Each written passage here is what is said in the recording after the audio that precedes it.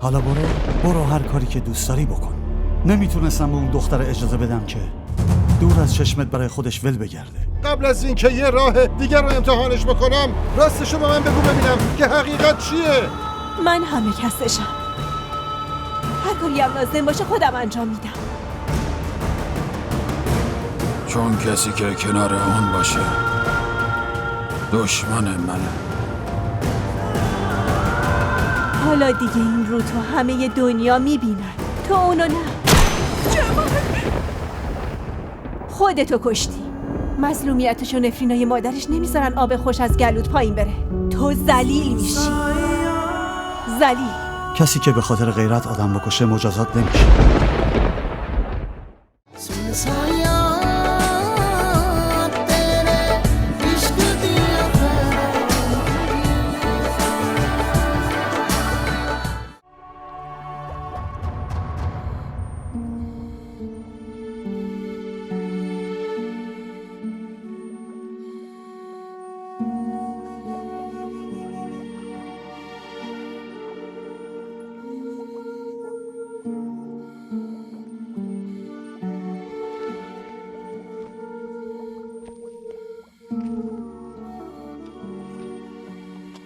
هوری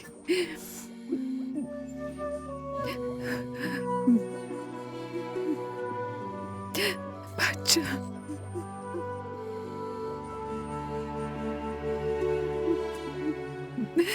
خدایا بهمون برش گردون.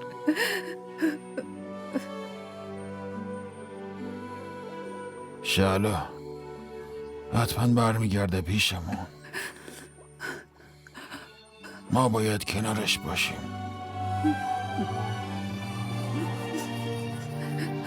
دخترم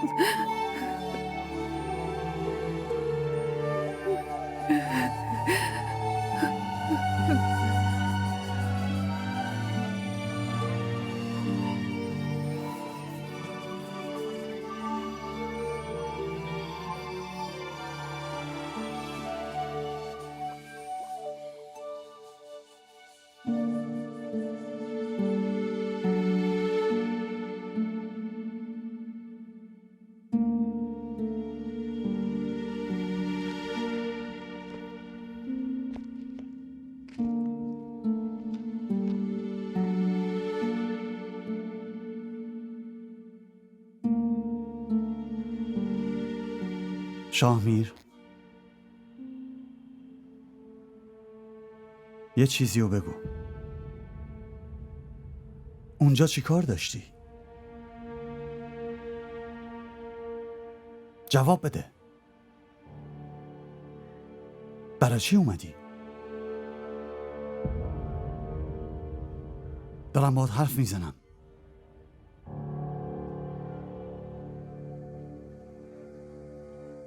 اومدی معامله کنی؟ ها؟ بدبستون داشتی؟ پس چرا اومدی؟ چطور فهمیدی؟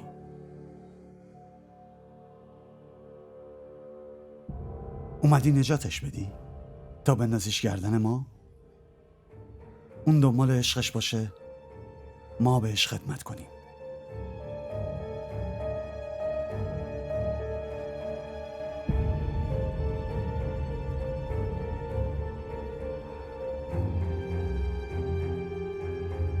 ببین، من دشمنی باش نداشتم. زمینی، ارسی، هیچی.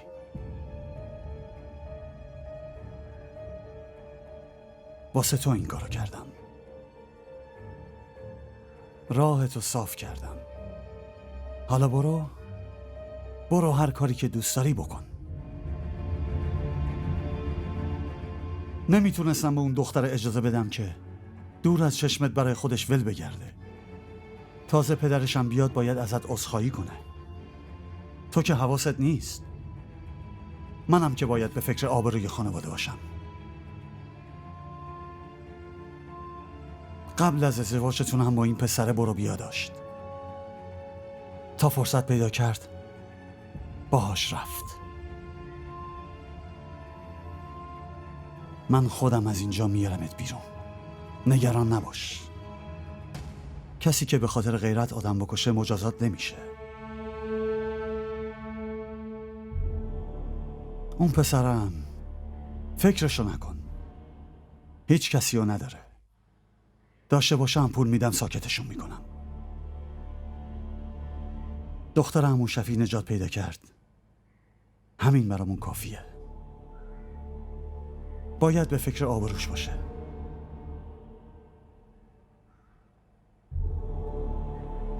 اگه تو هم مجبور شدی 3-4 تا سوال جواب بدی، حتما اسم منو بیار. خودم اول میخواستم این قتل رو گردن بگیرم، وگرنه تا اینجا نمی اومدم.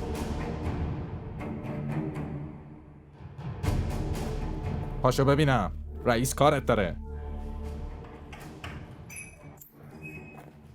پاشو ببینم، پاشو. وایسا.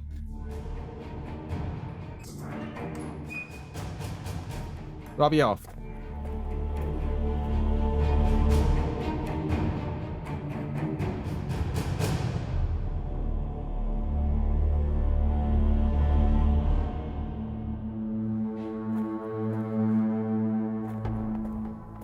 بگیر بشین.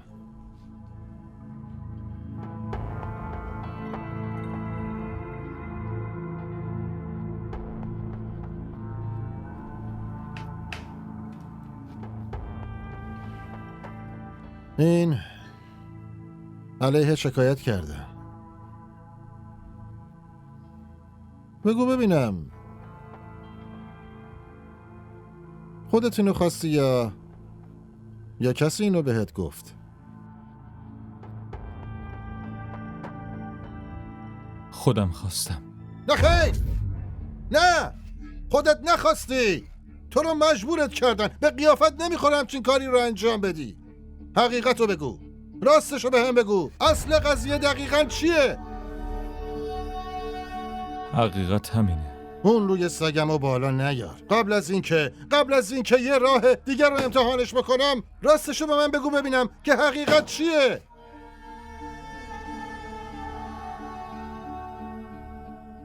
حقیقت همینه.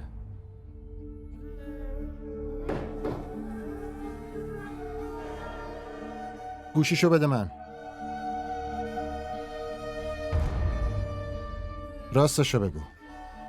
درست به من بگو که شمارش کدوم یکیه. تو 3 بار به زنت زنگ زدی. 3 بار.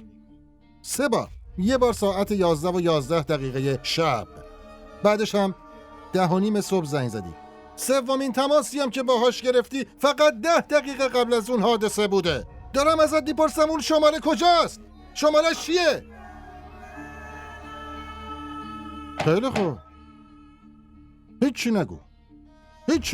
من خیلی راههای قشنگ بلدم که به حرفت بیارم. زبونتو باز میکنم. یادت باشه، زبونتو باز میکنم.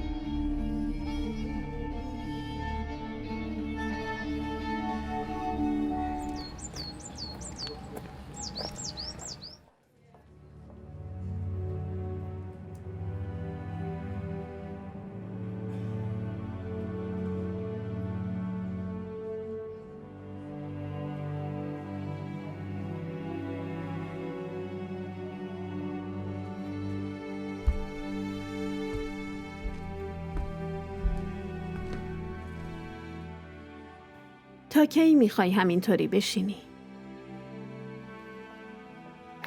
بهتره به خانواده‌اش زنگ بزنی تا بیان ببرنش.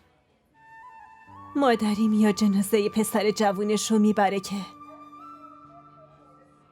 توان اونو داشته باشه که رو دوشش بذاره و تا قبرستون ببره.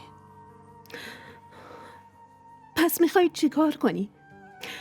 بسپاریش به خیریه؟ یا بذاری همینجا تو سردخونه بمونه؟ تا به درد یه دانشکده پزشکی بخوره و بیان کالبد کافیش کنن؟ پس چی؟ فکر کردی اینجا میذارنش رو سرشون؟ معلومه وقتی کس و کاری نیاد همین کارو میکنن. من همه کسشم. هر کاری هم لازم باشه خودم انجام میدم.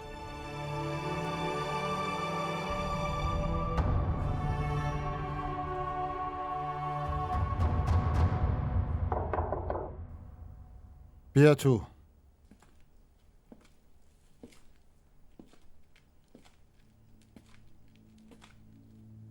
بشین.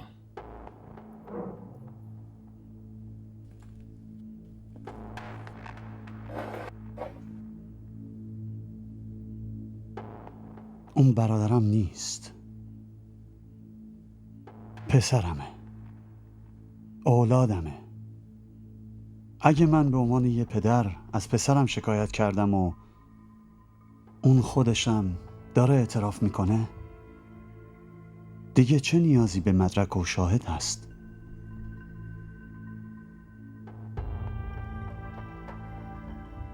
تو پر قو بزرگش کردم. نمیخوام حتی یه خار توی پاش بره. ما برای اینکه پرونده‌مون رو قوی بکنیم به یه سری چیزا نیاز داریم که اگه اونا نباشن مجبوریم یه خار کوچولو توی پاش بکنیم. به خاطر ناموسش آدم کشته. پرونده واضحه. همچین پرونده هایی حتی به دادگاه هم نمیکشن. زود بسته میشن. فراموش میشن. این مشکل خانواده خودمونه. امروز نشه، فردا پس فردا حلش میکنیم. چرا وقتتون رو تلف میکنی؟ همین؟ اومدی اینجا همینو بگی؟ نه، یه کار دیگه هم دارم اگه اجازه بدین. بگو چیه؟ هر چی بخواین، هر چقدر میخواین بهم بگین، من راضیم.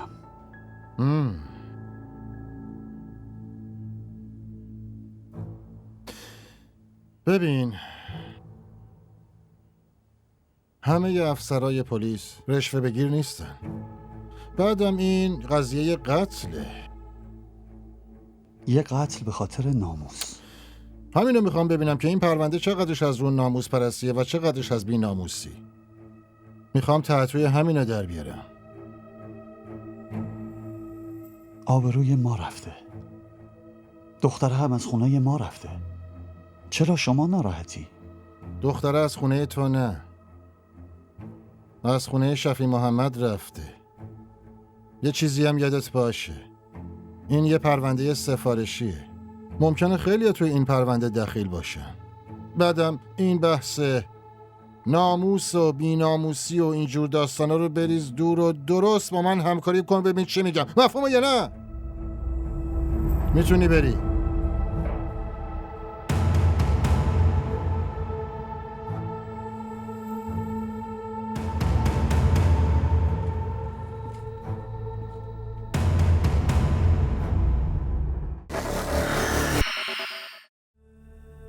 میخواستی فکر کنم تو یه فرشته ای نه؟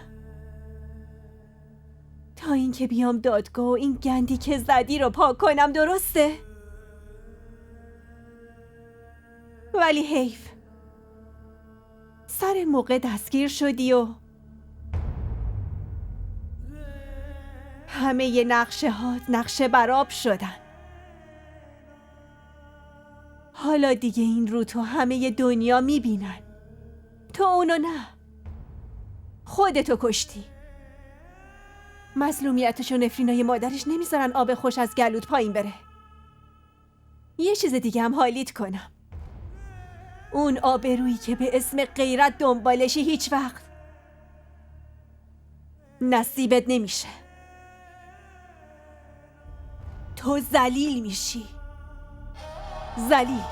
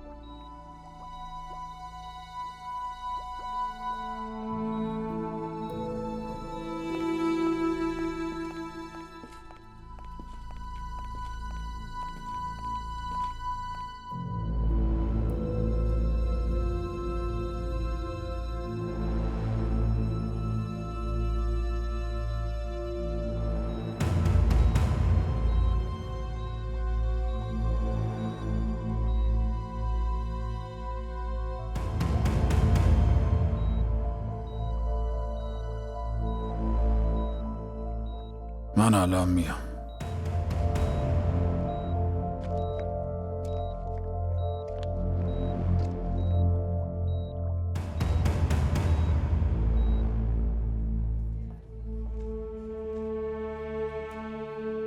هوری حالش چطوره عمو جان؟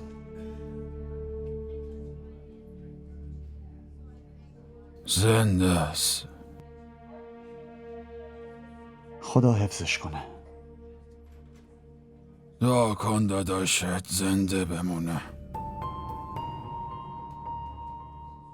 اونم بچه خودتونه عمو جان.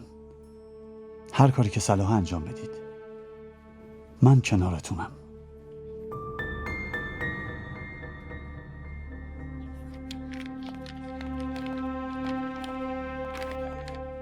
خودم علیهش شکایت کردم.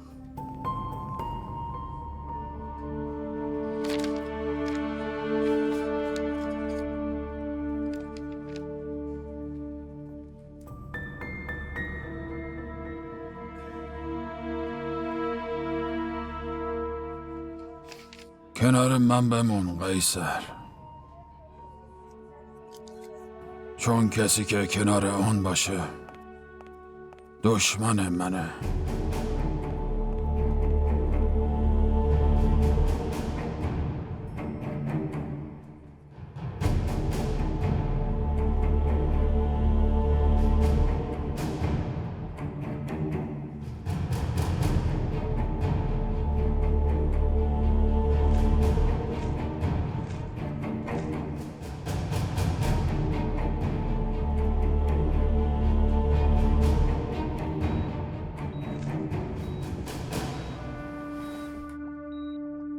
چی داشت میگفت؟ مهم نیست. باید ببینیم داداشش چی میگه.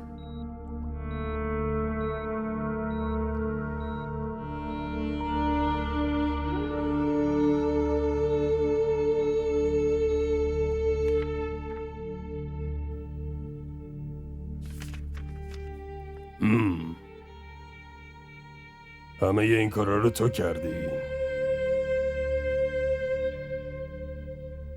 یا داری به نفعی که خودت گردن میگیری؟ ببین، نترس. راستشو بگو.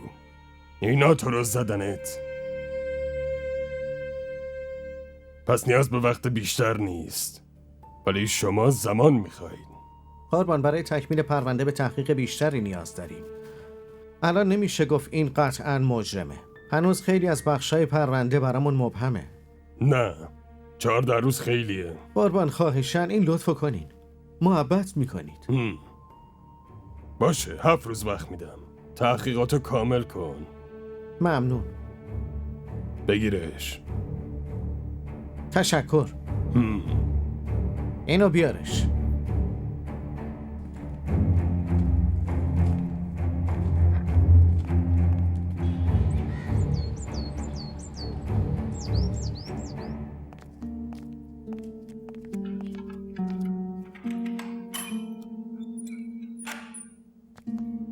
کفشاتو درار.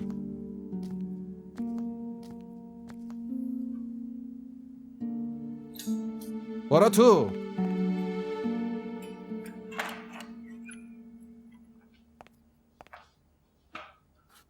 قربان، اون دختره سرمونو خورد. کدوم دختره؟ همونی که دیروز تو بیمارستان دیدتون. اونی که در مورد جنازه جمال صحبت میکرد.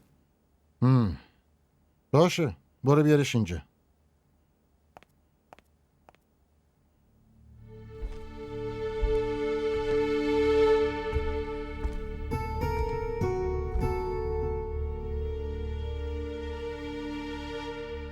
اگه میخواستی همچین کاری کنی،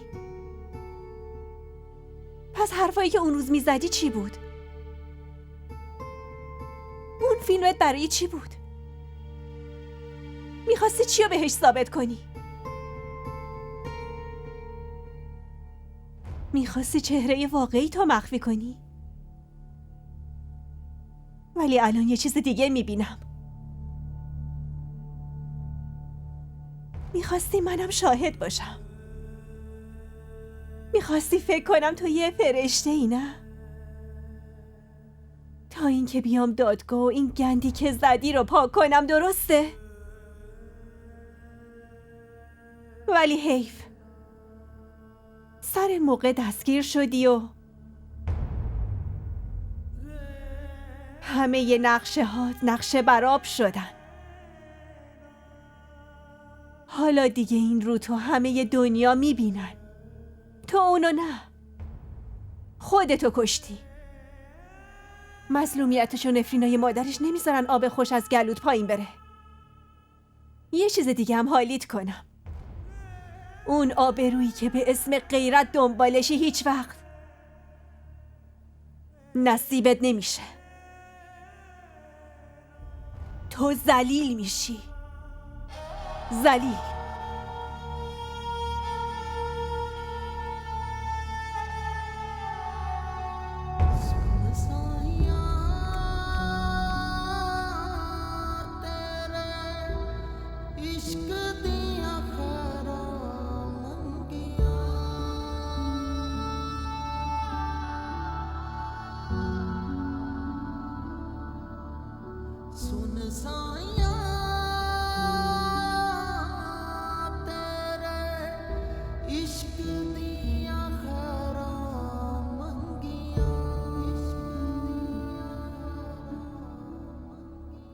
تو جمال میشناسی؟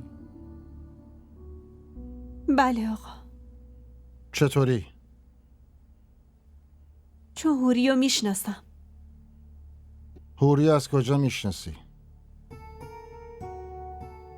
به خاطر جمال. چه رابطه‌ای با هم داشتین؟ همونی که شیرین و فرهاد داشتن. یعنی اینکه شک متهم درست بوده؟ نه، شیرین و فرهاد خواهر برادر نبودن. بینشون رابطه نامشروعی نبود. قربان، منظورش اینه که با هم دیگه رابطه‌ای نداشتن، یعنی با هم دیگه دوست بودن. شما داستان شیرین و فرهادو شنیدین؟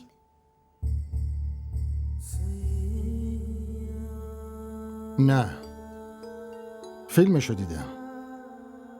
شیرین و فرهاد یه جایی خیلی نزدیک همیشن. این فیلم نیست. لیلی و مجنون هم همین بودن. پس این یعنی شک متهم درست بوده. نه، متهم مطمئن بود. اون میدونست این شیرین نمیتونه با خسرو بجنگه، ولی حتما برای آخرین بار میره فرهادش رو ببینه. بعد از اونم واسه همیشه برای شاه میر میشه. یعنی خودش هم تنش میخاریده. کسی که تنش بخوره نمیاد تو جای عمومی عشقشو ببینه.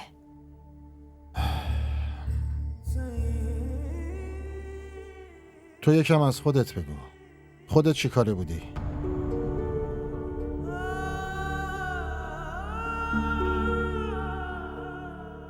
اون برای منم فرهاد بود.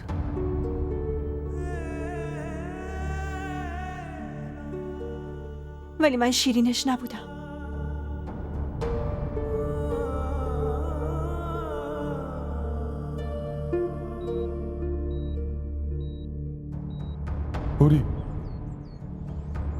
هوری من تلاش. جمال،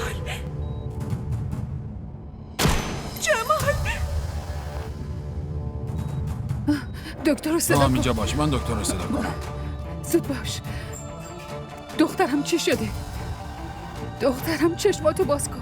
هوری، دخترم چش شده. آقای دکتر چی شده؟ تا الان که خوب بود. این چه شده؟ یه چیزی یه بگی. لحظه ساکت باشین، دارم معاینش میکنم. سریع آمپولو تزریق کن. الان که خوب بود، حالش خوب بود. آروم باش، خوب میشه.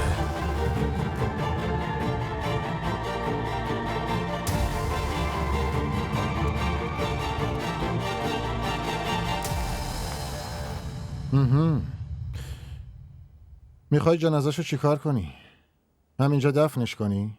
نه آقا، میفرستمش پیش مادرش. برای چی الان پس به هم نمیگی؟ ممکنه مادرش بخواد شکایت کنه. خانم خیلی مظلومی آقا. همین که نفرین کنه برای نابود کردن این آدم کافیه. خب تو میتونی یه نامه بفرستی، میتونی ازش اجازه بگیری که ما اینجوری اجازه پسرش رو به تو بدیم. آقا اون طاقت نداره، بشنوه دیوونه میشه. باید طاقتش طاق بشه، بایدم دیوونه بشه. پسرش رو کفن کنه و دفن کنه بازم آروم نمیشه، ولی اون وقت تو هم طاقت طاق میشه. هزار سوال ازت میشه. عشق دامنگیر میشه دختر، هم برای خودت هم برای ما. این یه پرونده خیلی مهمه. اون کنار دختر یه آدم معمولی کشته نشده. همه اطلاعات اون پسر رو درست حسابی به ما بده. ما خودمون اینو به خانواده‌اش اطلاع میدیم. چشم آقا. منم همه سعیمو میکنم بتونم با مادرش صحبت کنم.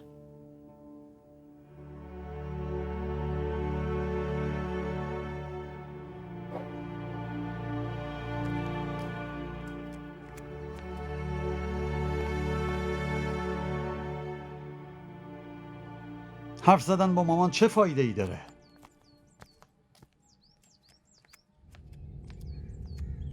شما چی میخوای؟ همه کارامو ول کنم و با اون بجنگم؟ چیزی که نباید میشد شد. از اینجا به بعد خودتون فکر کنین. خیلی خوب باشه. شما بشینید اونجا گیس همدیگه رو بکشید. شاه میرم اینجا تو زندان باشه. خب معلومه دیگه، میبرنش زندان، رو سرشون که نمیذارنش. درست ناموسی بوده ولی قتل کرده. پسره که خودش مشکلی نیست، یتیمه، کس و کاری هم نداره. اگه کسی هم صداش در اومد با پول دهنشو میبندیم. مشکلی؟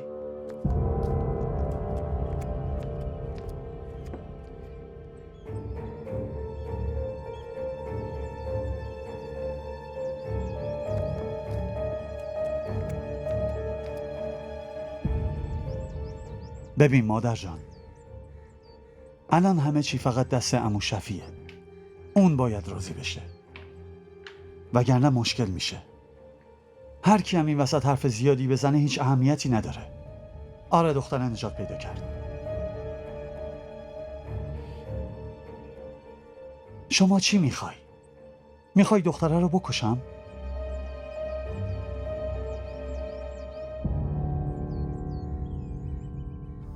آقای دکتر، من میخوام ببرمش یه بیمارستان دیگه. شما چند ساعت دندون رو جگر بذارید. بعدش هر تصمیمی گرفتین ما کنارتونیم. 3-4 ساعت برای چی آقای دکتر؟ برای چی باید با زندگی دخترم ریسک کنم؟ قربان، ممکن از نظر شما ریسک باشه ولی ما خیالمون کاملا راحته. آقای دکتر، شما الان وضعیتشو ندیدین؟ اگه دوباره اونطوری بشه ماها میمیریم، زنده نمیمونیم. همه علائم حیاتیش کاملا خوبه. هیچ نشونی نیست که شما بخواید به خاطرش نگران باشین. منو ببخشید دکتر، ولی اعتمادی به دستگاه‌های شما ندارم. قربان، من نباید تو همچین شرایطی اینو بهتون بگم، ولی شما یه مسئول دولتی هستین و دارین توی بیمارستان دولتی این حرفو میزنین. خیلی جالب نیست.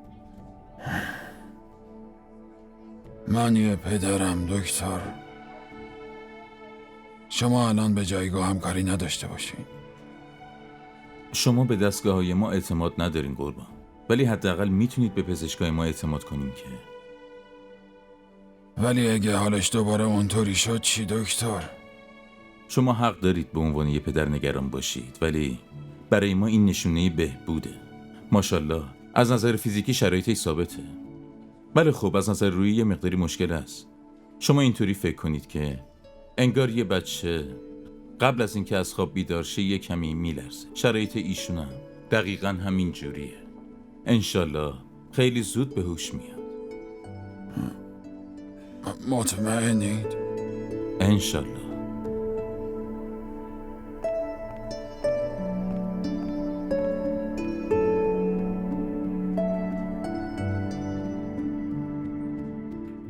اون زندگیش فائزه.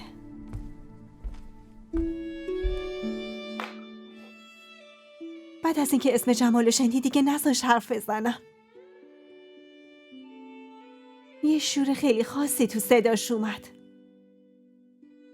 من نتونستم هیچی بگم. فقط یه دروغ گفتم و گوشی رو قطع کردم. گفتم خیلی وقت با جمال حرف نزدم. گفتم اگه شما صحبتی کردین به هم خبر بدین. حتی ازم نپرسید من کیم. انگار تو دل خودش منو عروسش میدونست. از نظر روستایی فقط زن و شوهرها میتونن با هم زندگی کنن. مریم، پلیسا کاملا درست میگن. مرگش میفته گردن تو. همون شماره‌ای که باهاش با مادرش حرف میزنی و بهشون بده. خودتو بکش کنار. تو زندگیش هر کاری میتونستی براش کردی. از این به بعد کسی نه احساستو میفهمه و نه حتی رابطتو. شماره‌شو بده. شماره‌شو بده. اگه تو نمیتونی خودم میرم شماره رو بهشون میدم. نه فائزه، نمیتونم این کارو کنم.